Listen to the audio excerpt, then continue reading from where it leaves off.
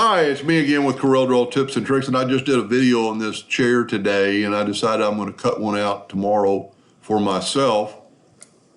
So I changed it from millimeters to inches because I know what my plywood is. My plywood is an 1/8 inch, so it's 1.25.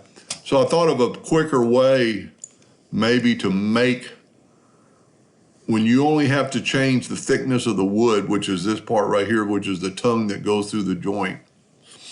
If you will take a 2-point line, and if you'll go from that node to that node, you get a perfect line, and then fill that in.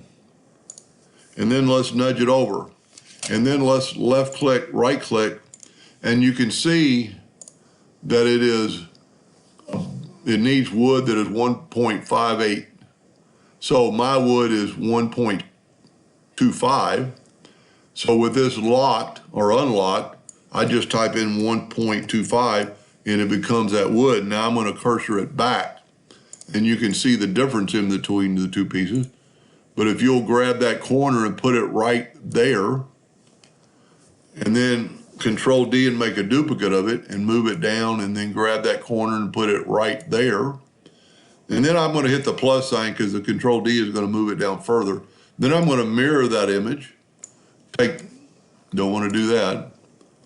Take that X right there and put it right there. Hit the plus sign again and don't want to move that.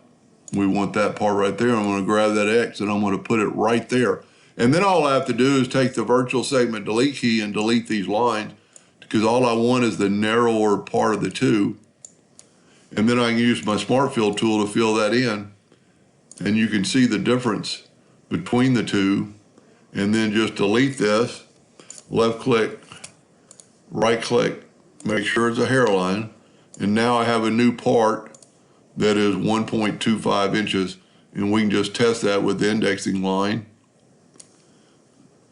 Go up here to Parallel Dimension tool.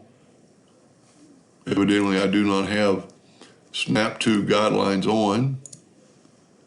Grab the Parallel Dimension tool and snap to that guideline and then move over. And you can see I got 1.2, but if we put out enough decimal places, it would be 1.25. So if we added a decimal place, then we get 1.24, but that's having to do with my line. Maybe not perfect, and 1.24 is good because it could be, that 1/100th of an inch isn't going to matter, and it's probably not right anyway. And then just do that. You won't have to do that to any of the female joints. Just do that to the male joints, and the male joints are the ones that stick through the slots.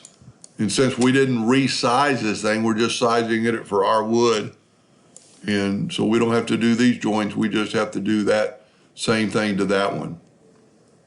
Anyway, hope that made a little sense, and thank you for watching.